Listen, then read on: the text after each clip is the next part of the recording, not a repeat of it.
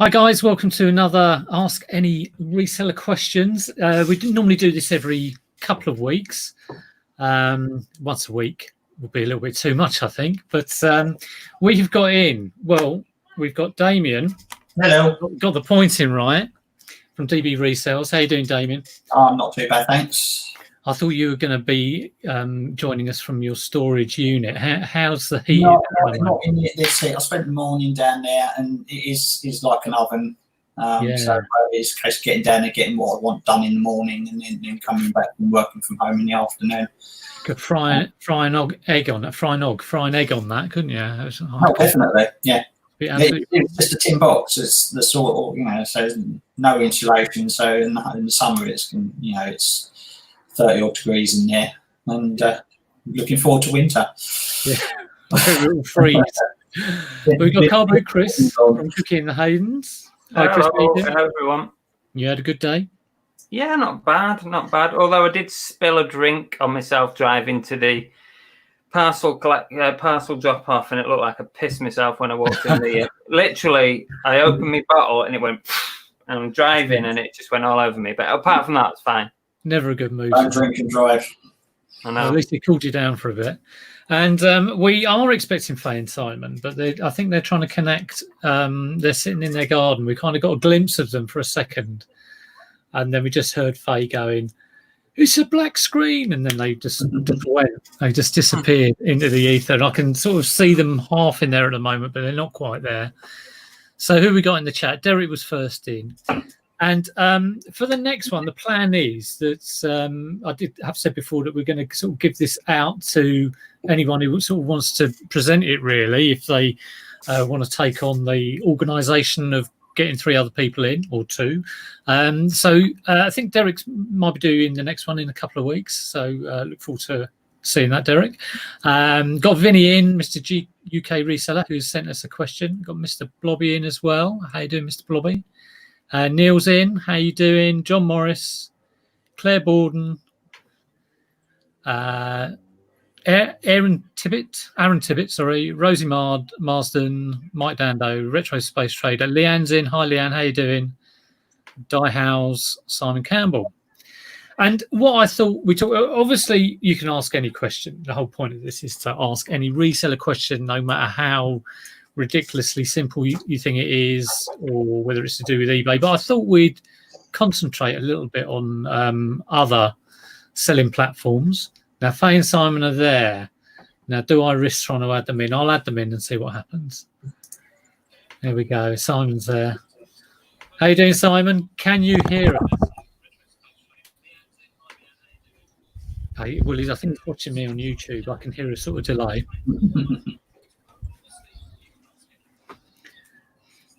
Oh, we'll carry on anyway. So anyway, other reselling platforms. Now, Damien, you've just started reselling on Bricklink, haven't you? Bricklink and Brickowl. What say again? Yeah, Bricklink and Brickowl, is it? Brickowl, yeah, they're 2 very similar sites. They're both sell Lego. Bricklink's been going for 20 years. Brickowl has been going for about the last 6, but Brickowl's up and coming. I'm actually getting more orders on that than I am on Bricklink. Yeah. At the moment. And how have you found that? So far, so good. I mean, it's a very front-heavy sort of thing. You need the inventory, and it's just like a marketplace. So you just have a catalogue of your inventory, and then people pick and buy the parts that they want at the prices that they want to do. So there's no uploading photos. You just tell the system what you've got and the price you want to sell it at. So I just set everything at average of the last 6 months' prices. And let it go, and then the orders supposedly come in. But the fee is 3%. So is there any sort of like monthly fee involved in that? Or no, it's just 3% of the sales, and not including the postage. Yeah. So the actual inventory is just 3%. I think it's 2.5% on Brickowl. Yeah. And have you ever done sort of Amazon or anything sort of like that? Are you looking to do that? I've got an Amazon FBA account, which I set up at the beginning of January. I think I set up it was a New Year thing, sort of start moving into other platforms. Yeah. I sent a couple of boxes up and sold most of that. Then obviously lockdown, haven't been able to find the stock, haven't really been looking for the stock either. I've been concentrating on eBay. Well, I guess that's the difficult thing when you're starting off. You've got so little stock to then start thinking about, having Amazon. Definitely, that was the case with me when I was first thinking about Amazon. I hadn't even really got going on eBay, and the thought of actually trying to go around and source and get stuff for Amazon as well seemed mad. Now, I don't know whether Faye and Simon can hear us. They are muted at the moment. I don't know whether that's me. Have I muted them? I don't think I have. Let's have a look. They look very warm. I think they've muted themselves, and they're drinking beer, which is good. We just watch them drink some beer. Chris, what other platforms do you sell on? Well, I do Amazon, only a little bit at the minute. I mean, I did used to have a lot on Amazon FBA, but it's dwindled down a bit, and I'm not a big fan of it, really, to be honest with you. I think Amazon is much more geared towards people who want to sell multiples of items, rather than you and me, who might get one-offs from charity shops and car boots. Doesn't seem to lend itself to that. So at the moment, I'm kind of letting it dwindle down a bit. I've got some Amazon FBM stuff, so I'm doing fulfilled by merchant on a few items. I have got a Depop store, although I've only got 2 things in there at the minute. I'm just trying to get my head around that at the moment, because I'm doing a bit more on the vintage clothing side. So I want to really try and get a bit more on Depop. Yeah. Oh, no, I know you got that huge haul, didn't you? Of, was it 600 quid? I spent 600 quid. That's a lot of money, isn't it? But when you went through it, I mean, how many items was it? It was about 2 big boxes, wasn't it? Yeah, 2 big boxes. There's about 220 items in there. Yeah. Hopefully, I should make some on it. But I've been going through that today properly, because when you do the video, and it was literally an unboxing. You're brave doing it live, bringing it out. Because that one's got a hole in, and that one's got. Oh, exactly. So I've gone through it this morning to sort of check each item, put it in some kind of order. Yeah. And there's actually quite a few fake T-shirts in there. Oh, so right. I've counted about 20 fakes at the minute. Yeah. With about 10 items with holes in. So I've contacted the seller, because I'm not really happy with that. Yeah. With vintage, when you buy bulk, especially, there's always that risk of getting 1 or 2 fakes in there, because they slip through the net sometimes. But that's quite a high percentage. So I'm waiting for them to come back to me on that. What would you do with those? Did you try and sell them on Facebook Marketplace, or do you just sort of take them as a loss? Depop, you can sell bootlegs on Depop. Apparently, I've not done it. I've not seen it, but I spoke to someone today who said that they kind of allow it. I mean, obviously, you've got no chance on eBay; you'll get kicked off. Yeah. But personally, I would probably, if they're open to sending them back, I'll send them back. If not, they'll go in the bin. Yeah, but you're still going to make money on the whole by the looks of it. I think so. Yeah, I think there's money in it. Yeah, because you're thinking if you can sell one, probably average about 10 quid at minimum. Probably more than that for some of the stuff. I mean, there was 180 T-shirts there, so you can take 30 out for damage and fakes. That's 150. Yeah, there's 1,500 quid potentially. Give or take. Just have to wait and see. I mean, you got to do it for the experience. I've just bought a whole jewelry bundle by weight, and I've got no clue about it. And I'm just going to start going through. You will do when you're finished. Well, yeah. I mean, I'm watching Chelsea Rooney and looking at her eBay shop and thinking, how does she do it? And Lex and all those guys. I mean, they're the people who've kind of made me think, well, maybe I should just do this. And with jewelry, you get a little box like that, and it hardly takes up any room at all. But you can learn quite a lot, and even if it's a complete failure, it's only like 30 quid or whatever, so it's not too bad. There's a couple of questions in there, Peter. I know. Let's go through. I was just keeping an eye on Faye and Simon, because I wondered whether they've gone again. They've dropped off. Nearly as good as my connection on. I know. We'll try and work that out. Right. Let's have a look. See what questions we got.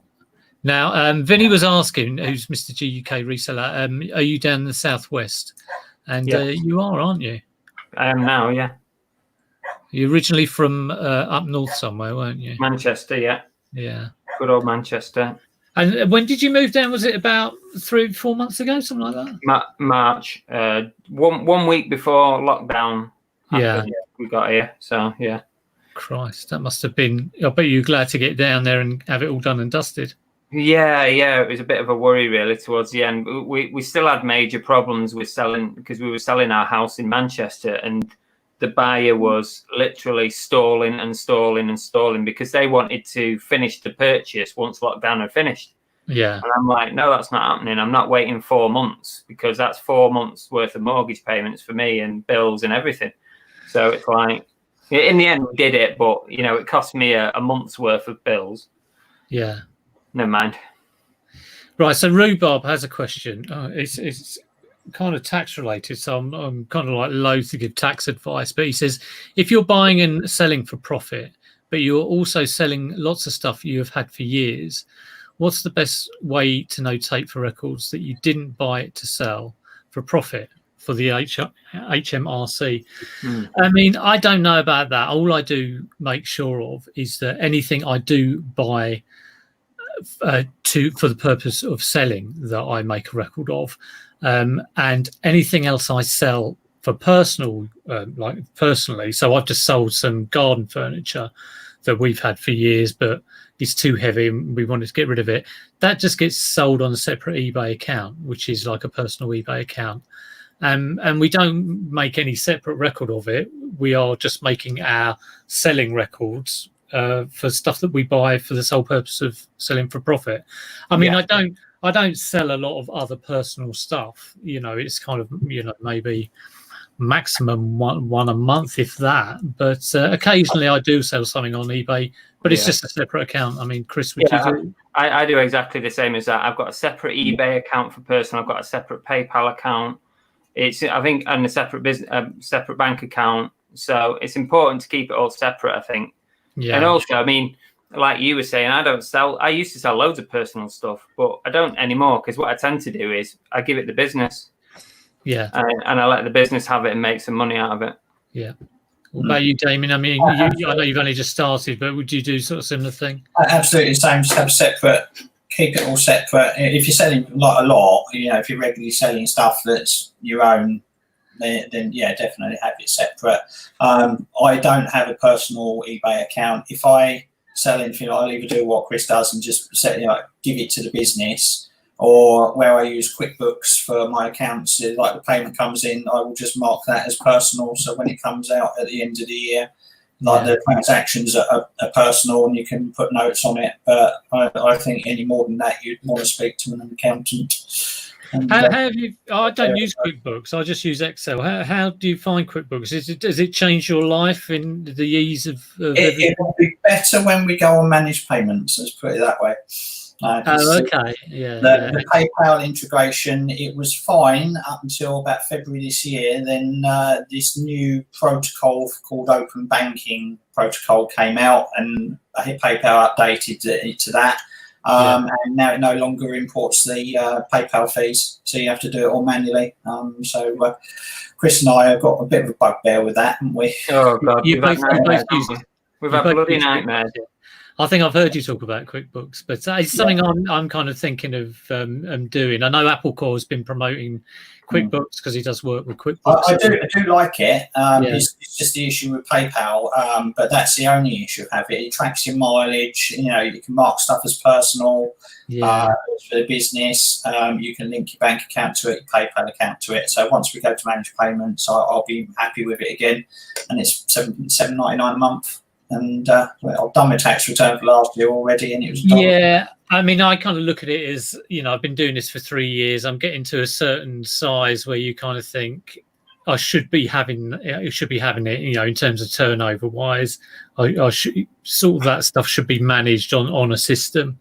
So I think I'll definitely look into that. We've got a couple of other people coming in. Jay Doherty, Reselling White Boy, how you doing? Nick's in. And we have another question, I think. Well, Vinny's asking how far down south of you, because Vinny's really down south. So, and Vinny has just mentioned that if you are selling your own stuff, I think the government brought this in a couple of years ago, that there is an actual. I mean, if you've got a job and you're paying income tax, you can actually sell £1,000 worth of stock, and that is completely tax free. So it's kind of recognising that people do sell stuff, personal stuff online. So there is that kind of £1,000 that you can do without worrying. I mean, you've got to look at it with a bit of common sense, really. If you're selling all your own stuff, but at the end of the tax year you've suddenly sold 10 grand's worth of stuff, is it really, is it really your own stuff? Or so you have to just watch that. But it will all be on the HMRC website, so refer to that, and ask the community if you've got any sort of worries about it. And how many? This is a sort of on different reselling platforms. How many items have you got on each platform? So for me, my eBay at the moment is probably around about just under 500. I had these big dreams at the start of Easter time that I'm going to hit loads of boot sales and get to 1,000 by the end of the summer, and of course it went down to about 400 because I couldn't source. And my Amazon, I've been doing Amazon for probably about 3 years, and I think the most I've ever had it was about 300, and now it's less than 20. And when I hear people like Tom having, I think he's had like 5,000 items, and he's currently got 3,000 items, it just absolutely blows my mind. I mean, Damien, how many have you got on eBay at the moment? I know I've got about 120 on my main eBay account. I've got a new one for the Lego minifigures. That's got about a dozen on it so far, but that's only a week old. Is that separate? That's a separate account, yeah. Yeah, I've got two business eBay accounts now. One completely separate for the Lego. Yeah. There's just 99% of it have been minifigures. So I'm slowly building that up, and I've got about 5 items left on Amazon at the moment. Try and get Faye back in. They're back. Okay. How you doing, Faye? There's just so many cables and wires. Well, no, that's fine. There's lots of cables and wires. I thought I'd remove them before they swore. Do you cross-list at all, Damien, at all from Bricklink to eBay, or is that kind of not from Bricklink to eBay? No. So you can sell the minifigures on Bricklink, so I've got some on there. But I put all the ones because the minifigs tend to be worth more on eBay than they are on Bricklink, so yeah. I will just put not inventory them onto Bricklink, and I will just put them aside and sell them on eBay. That's the intention anyway. Do you have any sort of goals for your eBay? I mean, when you started was it about 6 months ago, 8 months ago? August last year. So coming up to a year now. God, yeah, it's a lot. Yeah. I mean, have you got any kind of thoughts of where you want your eBay to be, or where you want your Bricklink to be by sort of end of this year? Well, all the plans went out the window. Well, I know. Tell me about it. So the current plan is for both of them is just to make them second wave proof. Yes. So that's the guy at the moment is not looking beyond sort of the next 6 to 12 months at the moment, because we don't know where we are. So in terms of say eBay, in terms of number of items, what would you think that would be? I want to get it up to at least around the 250, where what's allowed in my storage each month. Yeah. But the good thing is every time I get sell list more, I'm selling more as well. So I don't necessarily want to have aim for I want to have 1,000 listings. Because then that's 1,000 listings that you've got that you haven't sold. So I would rather just list, as I aim to list. I want to list.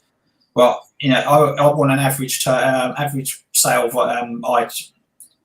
price of £15 to £20. So say £20. Yeah. I want to work and have a turnover of £2,000 in a month. I need to list 100 items. Sell 100 items. So you're sort of listing at least 100 items a month, and it's to have a backlog, but maybe of things to list. So to keep you busy. I mean, I always kind of think of 3 months worth of stuff, And I'd like to source a whole lot. I mean, Chris, how much stuff have you got on eBay? How many listings do you have? eBay, I'm close to 1,500.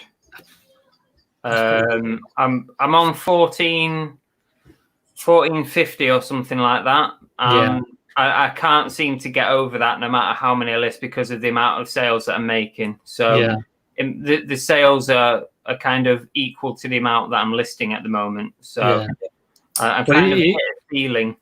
If you do keep up that regular listing, that's the one thing that will help sales. I mean, do you have a big backlog of stuff that you haven't listed? I used to before lockdown. We cleared through loads, literally boxes and boxes and boxes of stuff. I've probably got about sort of half a dozen boxes of random items and a load of clothing. So I've got enough, but Yeah, I mean, I think my kind of aim, where I'd like to be, is maybe have 1,000 items on, but also have maybe about 300 ready to go on. Hang on a minute.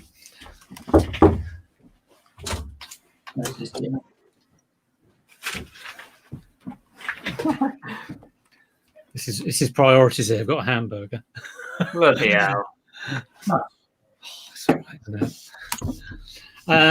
But yeah, it really is. The lockdown has sort of totally made me think again how to do this, because up to now it's very much been like, I'll concentrate on listing and selling, in Q4, and then I can rely on the boot fairs in the summer. But it's just shown me that you can't rely on that at all. I mean, it's that was the whole thing behind setting up. I think you just don't need to rely on the boot fairs for that. Yeah, but when you look at people like George Ross and the number, I mean, he has so few items in his store. That is really quite slick. But I know George has sort of commented that, again, he was waiting for boot fairs to sort of kick off, and when they didn't, he was in a bit of a situation, really, and I think he going forward, I imagine he's going to do things slightly differently and have that backlog of stuff ready to list should he need it. Out in February, didn't he? He's sort of getting ready for boot fairs. He's getting ready for it, making space and doing it, and then it all.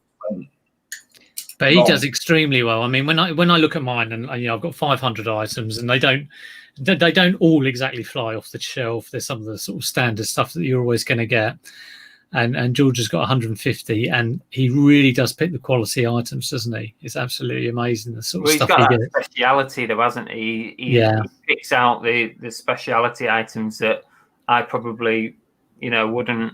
I haven't got the space for exactly. Big anyway. It's that he picked up a lovely kind of music centre, and the size of it, I think, would put me off. But then again, if he's taking the risk, he's going to get that kind of niche. But he does incredibly well. But it'd be interesting to see sort of like going forward if he sort of like slightly changes it and just gets that little bit of stock, in the bank. I think that's probably a wise thing to do. So, I mean, I was going to ask Faye and Simon, because they do a lot more Amazon, but in terms of Amazon, and I mean, I know, Damien, you haven't done much, but I've done a little bit. And when I first sort of started Amazon, I kind of thought, oh, well, this is going to be like fantastic. And I think I bought the software that can scan all of the shops, and I had that for 3 months. And I just found it very difficult in terms of retail arbitrage and online arbitrage, actually finding a deal. And the majority of stuff I sent up there was stuff I'd sourced from charity shops, board games, Lord of the Rings, Monopoly and stuff like that, branded monopolies. And that was the majority of stuff. And this whole sort of dream of just being able to go into Argos or Tesco's and getting discounts, it didn't really happen for me. I mean, no. Chris, you've done a bit of Amazon. You've probably done the same sort of amounts as me, up to about sort of a few hundred items in there. But I've dropped right down, and I will always go to eBay first off to sort of see. I think it depends what kind of model you like to go with, because eBay's very, for all its faults, and it has faults, but it's much more personal. It feels like a bit more of a vocation, like going outsourcing, whack it on eBay. Yeah. Amazon is like a robot. It's you literally have got to sit and study the retail arbitrage. I don't find much joy in it at all. Just trying to find 50 of one item and then box it up and send it up to Amazon. And then, yes, it probably makes some money, albeit I do dispute that a lot of Amazon sellers, they might be pulling in a lot of money, but I'd like to see what the profit is on it. Oh, totally. I mean, that's one thing I learned from Amazon. Yeah. From asking other resellers, and they were sort of saying, your expectation for profit margin has got to go right down. So, if you're making like 20% on something, you're doing well. And of course, this is on retail arbitrage. So, admittedly, you could pick up like a board game for £1, and you might sell it for 70 quid if you're lucky, or you might sell it for a standard kind of 20 quid or whatever, and you're making good money on that.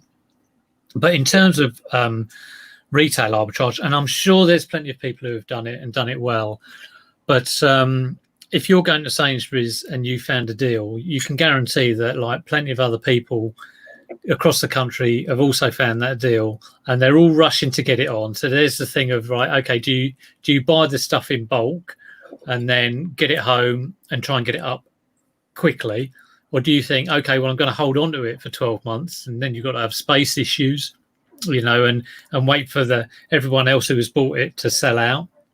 And it is really, there's a lot of thought going into it. I mean, I used to look at those keeper graphs, and it annoyed me when you couldn't get those free anymore, or all of that information. As soon as you had to pay for that kind of put me off as well.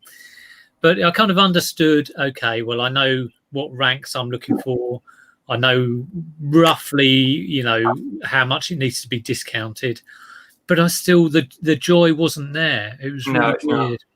And I kind of realised pretty quick I used to look at Lego. I mean, Damien, you'll probably find this interesting. For Amazon purposes, I learned pretty quickly that if you're looking at red sticker or yellow sticker items in Sainsbury's or Tesco's, and you're looking at a Lego kit, like a 40% off isn't going to help you at all. You've got to be looking at 70 plus at least to even have a chance. I mean, Amazon, I think, isn't there, I think during the process of sending an item and potentially having it sent back to you or selling the item on Amazon, there's about 5 fees they hit you with along the way. There's about 5 different times they charge you. Yeah. It's just horrendous. By the time you're done, there's not much left in it. The only people that really make money is if you send hundreds and hundreds of the same item and it sells day in, day out, and constantly go around. That's it. That's it. It's the only way you can truly make money, I think. You need to be sending parcels up every day or pallets up. Every day. Selling hundreds of the same things and making £1 each time when it sells. Yeah. Well, that's it. I mean, I'd much prefer. eBay seems like I'm in more control of it for a start. I mean, absolutely, yeah. Again, with it, I think someone can really, you can get done over on Amazon quite quickly. And I know when the lockdown started, a lot of people, Z was doing it. He was sending Wii's and games consoles up to Amazon, and I was just sending them all to eBay. And because I didn't want to risk, I know with Amazon you have to stick quite strictly to the listing. If you've got a Wii and it's got one controller instead of 2, and maybe it's got a slightly different, bits in the actual box. If you vary from the listing, you can get trouble, and you can get your account done. So I tend to keep it just for saying they're functioning.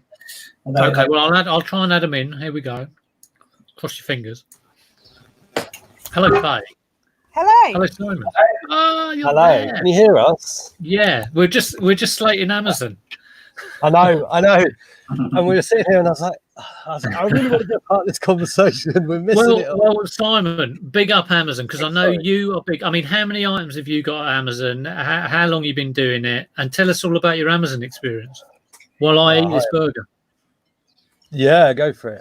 Well, it's a bit shameful at the moment. We got really low on stock. It's down to 160 SKUs, which for us is ridiculous, and that was part to do with the blocks that they put on due to the pandemic. So, what's the most you've ever had there? What's the most you've ever had? 900 and something, I think. Yeah, 900 different SKUs. So many of those SKUs would have multiple items. And we're literally loading it up now, and we've got more going in than we've actually got in stock at the moment. Yeah, a lot more. Yeah, so we're trying to get it in as quickly as we can now, but everyone's doing the same. So there's a lot more delays than usual, or that we're used to. And to top it all off, our UPS driver broke down in the next village yesterday, so he had to come back. So yeah, he's had to slow things down even more. Is it mainly, is it retail arbitrage, or is it mainly sort of like stuff from charity shops or boot fairs? What's the sort of split? Mainly charity shops and auctions.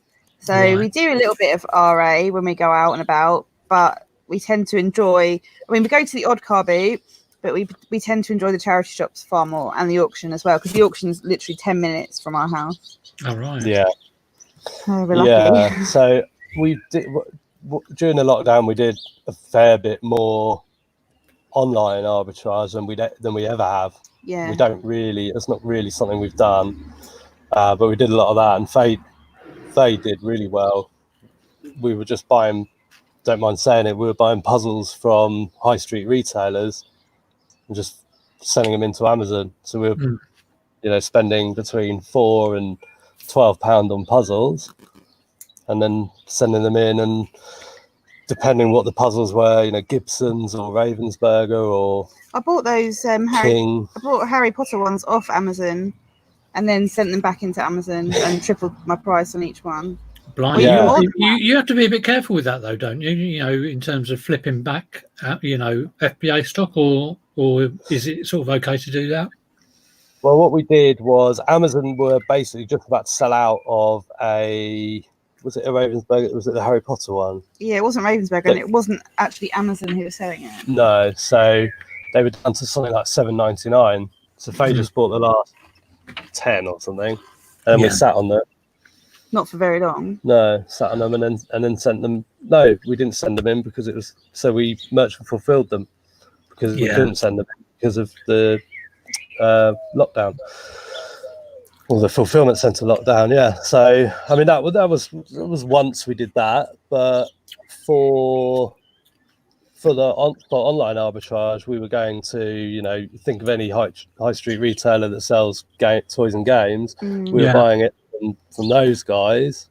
So you going in with your phones, doing what everyone does, scanning the barcode, seeing. No, this is in lockdown. This is online. Oh, it's online. Okay. We were going onto their websites and just picking a product, looking through their products. So there was, Harry Potter jigsaws or Toy Story jigsaws, and just buying them straight from those retailers, who, were selling them at their kind of they were kind of wholesale prices, really, weren't they? We were buying some of them for like £10 and selling them for 40. Yeah, some of them we were getting for about £4.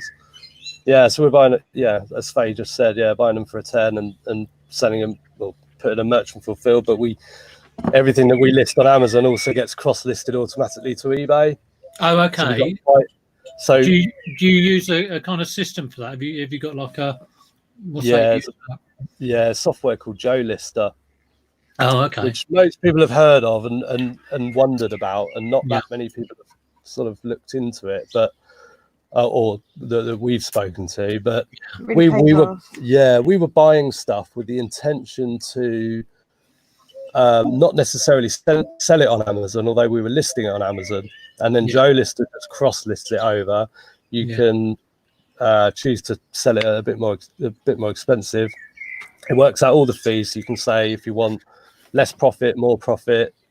Once it's all said and done, and that worked really well. The first thing we sold on Joe Lister, is it a book? Yeah, it was a jigsaw puzzle, wasn't it? That we'd listed. Amazon was selling a puzzle for about a tenner. This was pre-lockdown. We bought the item, sent it into FBA, listed it at about £35, not expecting to sell it on Amazon at all. But what actually and expecting to sell it on eBay, but what actually happened was Amazon then sold out of the product, and they all went on Amazon. But I'd say we get a pretty decent hit on Joe Lister. So if you do have any stock at Amazon, it is worth looking into. Well, really unfortunately, I don't think I have. So I've only got about 20 things. Sorry, Chris, you can say. What's the cost involved in that? Yeah, so they do different plans. You can do a sort of per item plan. So your first 100 listings will cost $29 a month, something like that. It sounds expensive, and it, I suppose to a degree it is. What we needed, because we did have more inventory. The next plan up was $80, and that for us, we hadn't tested it enough to really sort of want to commit to that. So we spoke to the guys at Joe Lister, and they put us on a pay-as-you-go plan. Yeah. So they just take 15% of the sale price, which sounds like a lot, but if you're buying something for £4 and it's selling on eBay for £40, 15% of that you don't notice. Plus, it's on Amazon as well, so the opportunity to sell on either platform. And you get your funds straight away. Obviously with eBay you get your funds straight away, but also you can set your parameters so that it works out. Joe Lister automatically works out all the fees involved in Amazon shipping that item to the eBay customer. Probably should have started at the beginning, but I don't want to hog the conversation. But it works out all the fees, and you can say, I want to make 15% more profit or 5% more profit when I sell it on eBay. So you can use that to basically effectively wipe out the Joe Lister fees. So if it does sell on eBay, you're sort of quids in. So what would you say? I mean, you're talking. I mean, to me, who's kind of like a failed Amazon person. Well, I mean, I do bits on there, but I normally would only think about it in Q4. Chris was saying he hasn't got much up there, and Damien, you've got an account, but just starting off. Yeah. What would be the secret to being able to make a success out of Amazon? I mean, is it that you source loads and source all the time? And I mean, I go out and I probably don't do enough. It's one of my Achilles heels is sourcing. I'm really trying to sort that out at the moment. I do have an idea in my head, like really kind of rough figures, that if I scan something and Amazon is maybe 4 times what I'm buying it at, I'll know to buy it. And I have certain ranks in my head, like toys and games would be about 200,000, books would be about 1 million. Anything else I'd have to kind of think about. I used to know DVDs, but I'm gated on those. But would you say it's the sourcing that kind of drives your success, the fact that you're constant? I mean, 900 items in Amazon, you must have got them somehow. It's it was. We were doing bundles, and bundles at Christmas work really well. Yeah, I think that the secret behind it is what I sort of see it the same with eBay. Really, is just listings. The more you list, the more you sell. Yeah. And we're always trying to scale. So if we sell 15 items in a day, we need to be listing 20. Yeah. We have to be sort of always growing. We're always sourcing though, aren't stock. We? Without even realising it. We sort of always source. It becomes part of the routine. I mean, that's what I try and sort of get across, is the consistency of anything you're doing. And like I say, it's sourcing is not something I've been great at, but if you can constantly source and constantly list and just get the daily routine. Yeah, I mean, a great example about constantly sourcing. Our post office down the road's got a Londis attached to it, and it's run by a family. Yeah. And when we're queuing to get into the little post office room, we're scanning the shelves. There's toys. There's toys. Scanning the jars of Marmite and stuff. Well, no, not so, like the toys and things like that. And then we'll we'll do our post, and then we'll take 20 or something to the counter. Yeah. And as yet, I haven't had the heart to tell them that they know what we do, they know we're online retailers, but I haven't had the heart to tell them that we're actually flipping their products. So I say, I've got loads of nephews, or yeah, I do that. I say I'm a teacher quite a lot. If I do find a good deal and I'm buying 30 of an item, I'm like, yeah, I'm a teacher. It's for my pupils, or my kids are having a massive party. I bought 300 minifigures once, like when I first started reselling. And I was in the shop, and I just said, "Oh yeah, my kids are having a massive party. I've got 3 kids." And, you just make up some ridiculous. Yeah, why are you? Yeah, it's when you pick up 3 copies of Monopoly Empire or something, and it's from a charity shop, and they're wondering what's going on.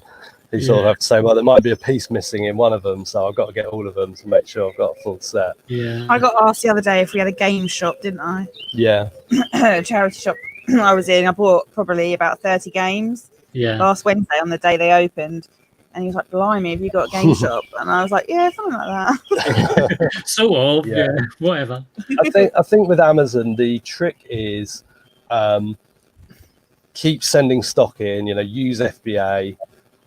Don't think too much about storage fees and selling fees and that sort of thing. That is the thing that puts people off. Yeah. If your selling price is, like you said, 4 times, even 3 times what you're buying it for, and you're over that £15 mark, you're going to be doubling your money in terms of your profit that comes back to you. A third for you, a third for Amazon, a third spent on the product. Yeah, and I mean, I suppose there's a few other things to look out for, like the size of things. I've been caught out on larger size items going to different distribution centres, so I kind of think, okay, well, think of a maximum of a game of a Monopoly box or a shoe box, or that sort of size will probably all go to the same distribution centre. If you've got something like a Nerf gun, you might want to think about if you're going to get that or not. But we save up all of our oversized stuff. Yeah. So we're because that will go to a different distribution center. And then I think the final sort of piece in the jigsaw is just turning it over and make sure it's not sticking in the fulfillment centers for too long. What do you do if you've made a mistake, if you've bought something and maybe other people have jumped on a deal? I mean, I know you don't do sort of too much RA, but I mean, if you did do something and the rank sort of like ballooned or the price nosed, what would you do? Yeah, we'll usually wait it out. Sometimes we'll join the part if we need to get rid of it, if it's starting to get old, because the thing with Amazon is they reward you for good turnover of stock, and they have a KPI called the Inventory Performance Index, and it's like a score out of 1,000. And how it scores you is basically dependent on your performance in keeping things in stock, which is tough when you're selling, because often you'll just have one of something, and that's fine. But keeping your inventory turning over, and you're almost leveling up as you do that. So, but I thought Amazon was purely on price. So if you and another seller have got the same 50 of the same stock item, and you're selling it at 10p less, won't you just have the buy boxes? But where does a KPI come into that? So what you're talking about is the customer side, so that you won't always get the buy box just because you're cheaper. I might be shopping for a product that's in a warehouse around the corner from me, and it might show me the buy box for the seller that's got it in the warehouse around the corner from me, but you might see the buy box. So there's a lot of geo stuff. You might see the buy box for the seller that's got it in an Amazon center around the corner from you. So there are you won't always sort of see that or notice it. Yeah. You need to almost be in 2 places at once to see how that works. Yeah. But Amazon rewards you by unlocking categories, unlocking brands. So the better you are at FBA, the more quickly you turn over your stock, you level up, and you get ungated in the sort of brands that you want to sell. And we've just recently been ungated in a huge one that we're really happy about. And we went to go sourcing to an outlet store for this brand on Friday. This is a specific brand. It's not like beauty or something. It's like a big sportswear brand. So we went to an outlet center. You're keeping that to yourself. There's probably good reason. What's that? You keeping it to you can't say what it is. Well, actually, there's a few, because as you work through those sort of level ups, so we're talking about things like Adidas and Reebok and those types of brands. But even Ravensburger and people. Lego, Disney, Frozen, Ravensburger, Hasbro. You can get gated on those, can't you? Yeah. So as you sort of prove yourself to Amazon in terms of FBA, you unlock those brands. Yeah. It's like a computer game. There's no chart that tells you, right, when you get your IPI to this level, you'll be unlocked on this or that. That's the annoying thing, isn't it? They should have a little graph that says, right, if you can get to that, then, because at least you know you're going in the right direction. Yeah. No, you're absolutely right, Chris. It's someone on Instagram actually mentioned that they had a theory about it, and about when you get your score to a certain number, you'll be unlocked in this certain brand. And when we hit that number, the first thing I did was check that brand, and sure enough, we were ungated in it. So I would have never have thought to even check it at that moment, unless this was a year ago. I had that conversation with the person, and I just thought, I'll just check. And Faye was out and about, and I just texted her and said, we're ungated. And we went to go shopping, sourcing, but the store was shut for Juneteenth, which was something we'd not heard of last Friday. It's like a holiday that some of the American brands have decided to take in this country. So we were absolutely gutted, and we haven't followed through on that yet, but that's on our to-do only list. a matter of time. Yeah. Chris, I was going to ask. Sorry, go on. What was happening to me a lot with Amazon when I first started was I was scanning stuff, and it was telling me, fine, you can send that in, you're ungated, so send it in. And the next minute, it doesn't get listed, and it tells you you're actually gated. You've now got to order that to be sent back. So why does that happen? Because who knows? It's Amazon. Nobody knows the answer to that, really, other than Amazon are, they want to make it difficult. It's as simple as that. I mean, it does seem difficult. That's kind of what puts me off, because I kind of think, I know the profit's there, and I know it can be really, really good if you get the ball rolling, but it's just getting that ball rolling. I mean, firstly, sourcing anything for profit is difficult anyway. You kind of have to have an eye for it. You have to have the places around you. But like, I kind of think, it's difficult enough just doing eBay, and that's what I did during lockdown. I'd sourced loads and loads of board games, and I knew that if you'd have got all the stuff that I had from jumble sales, all the typical board gamey stuff, Risk and all this, that, and the other, you'd have been straight on Amazon. Whereas my default was I was straight on eBay, and I did put it at Amazon prices, and I was lucky that I sold it because of lockdown. But it's just weird how you have a different mindset for doing it like that. So I'm a bit like you, Peter. I can't. My default's eBay, obviously. But what sometimes I will do is when I buy something to go on eBay, I'll have a quick look on Amazon as an afterthought to see what's going on there, and then make a decision on it. Yeah. Just going back to your point, Chris, about why do they do that? I mean, it's not too dissimilar to listing something on eBay and getting a Vero, is it? They let you list it, they let you put the brand in the brand item specific. They don't say at that point, oh, you can't do that. And then you do it, and then 2 weeks later, 2 months later, 2 years later, you get a Vero. True. It's exactly the same. True. Yeah. Damien, I know you. Damien's just set up his Lego store, and he's sort of like focused on Lego now. I know something that Ads has done he's invested in Lego kits to sell kind of in 2 years' time, probably on Amazon. Is that something you're thinking of doing, like investing in the stock market, buying some Lego kits and selling them on? It's all about the space, and it can be hit and miss. Some sets, like they do generally all go up, but there have been cases with things like Millennium Falcon. There was one that was retired, and it crept up, and it was worth thousands and thousands and thousands. And then they released a new version a couple of years ago, and the price of that one came down to about £1,500. I mean, of course, the worry is as well is the sort of people who are buying a massive Millennium Falcon for 500 quid. Yeah. If Amazon, have sent it and there's a little kind of thing in the box, and then the person complains, you're going to have to refund or whatever. And I don't know. Yeah. So you've got if you're going to invest in Lego, then you need to keep the boxes absolutely mint. Yeah. Like, there's always that risk. I mean, you need to have the space to store it as well. So I'd rather just tear them all open, so like the parts for 3 times the value. So I mean, a good question is: would you rather sell one item for £500, or would you rather do, I don't know, 10 items for 50 quid?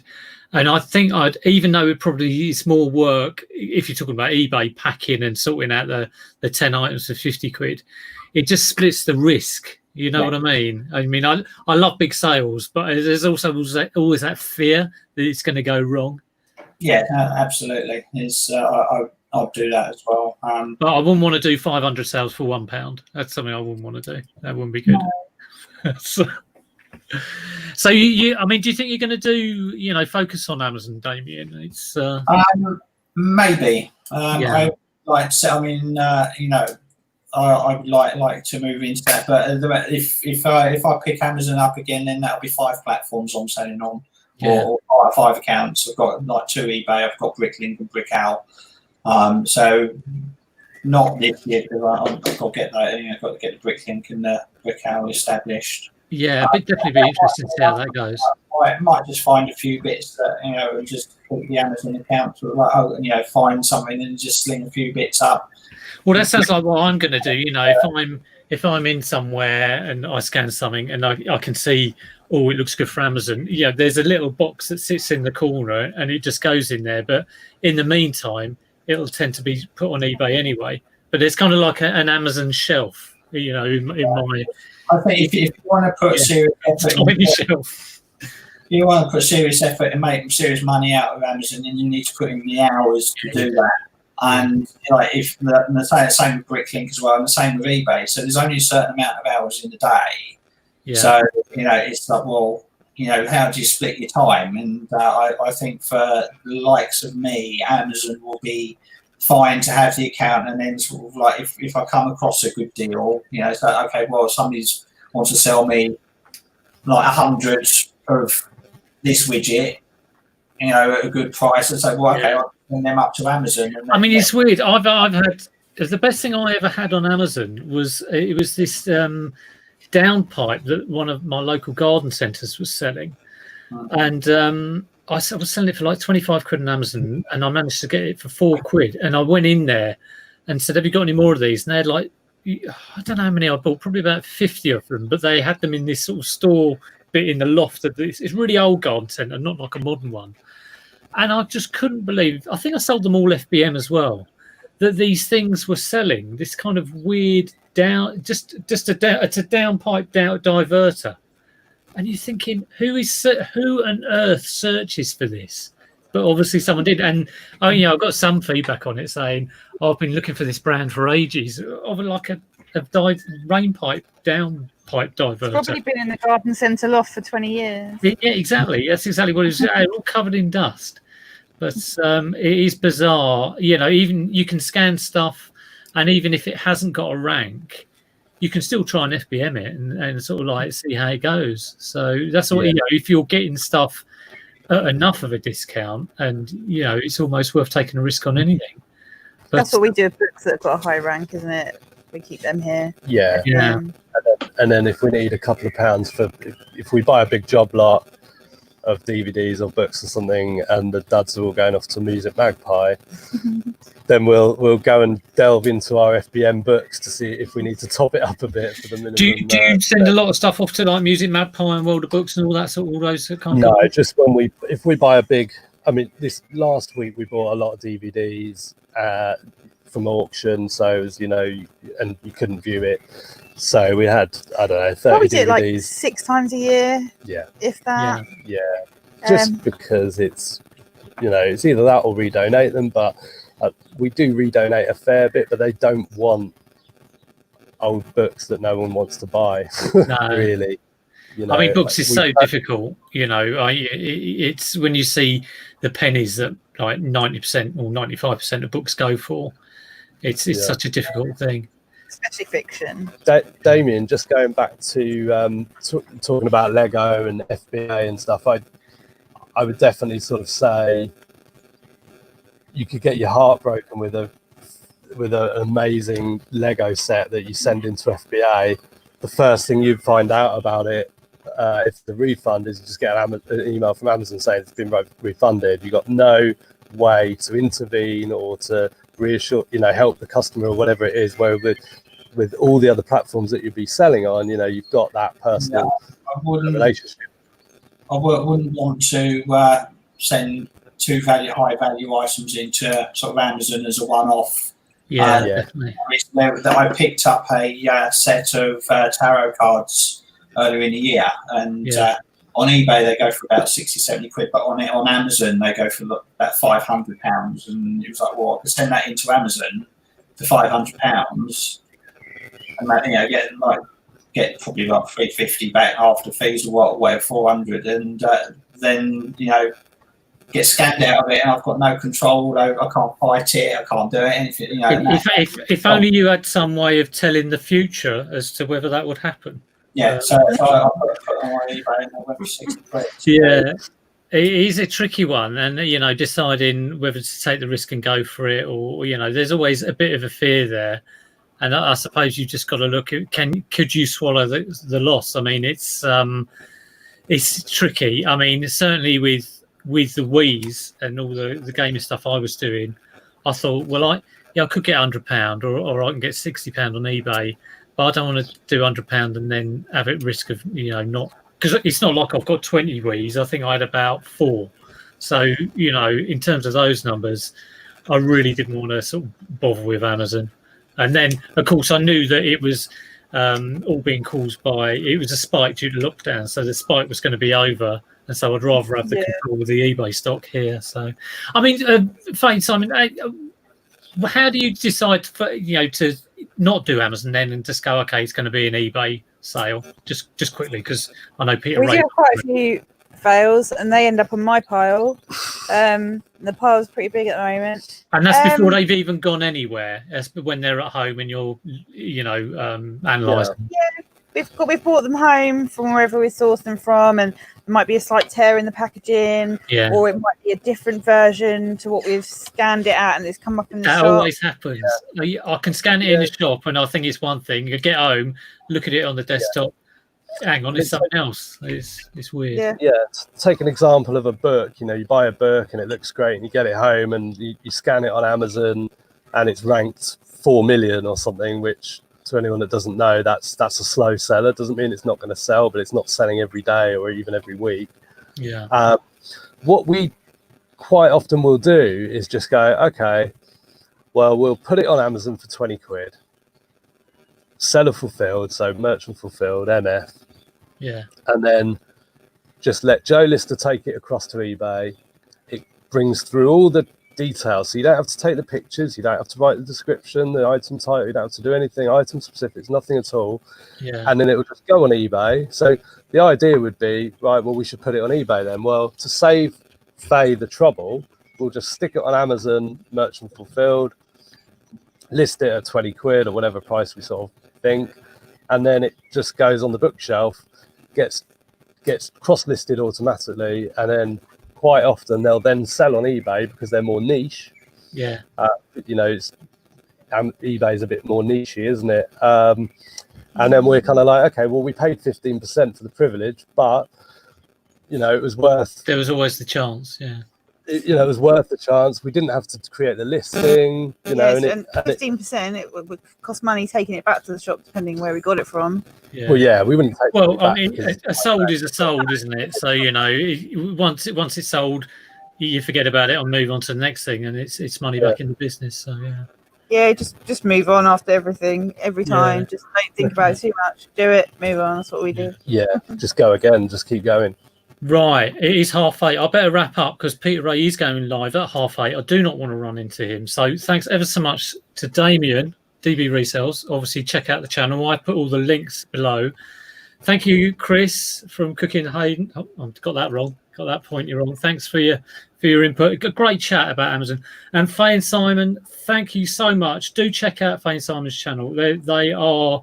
If I was going to talk to anyone about Amazon, it would be Faye and Simon, definitely. So definitely check out their channel. Well, it's true. You know, you do really know your stuff, and you got you know. Yeah, it blows my mind. So, yeah, is it all in the little hut behind you? All the stock? It's or some of it's in there. Yeah, some of it's in the barn. A lot of it's in the dining room at the moment because it's all over the shop. Yeah, we've been sourcing like mad. We keep it all. You know, we keep it in rooms. We try not to have it all over the house. Obviously, the spare room and the dining room are kind of stock rooms at the moment, but that's purely because of the amount of sourcing we've been doing. Once we get through it, it'll be back to normal. Yeah, it'll be a proper dining room. But yeah, I did see a few comments and stuff in the chat. So if anyone needs any help, just message us. We get a lot of messages. Help in any way we can. So just, on Insta and check out the YouTube. Definitely, it's a very good channel. So yes, thank you very much, everyone. Like I say, Peter Ray is going live now, so go and swamp him and blow his mind. And hopefully there'll be another one of these in a couple of weeks' time. But for now, take care, and I'll see you soon.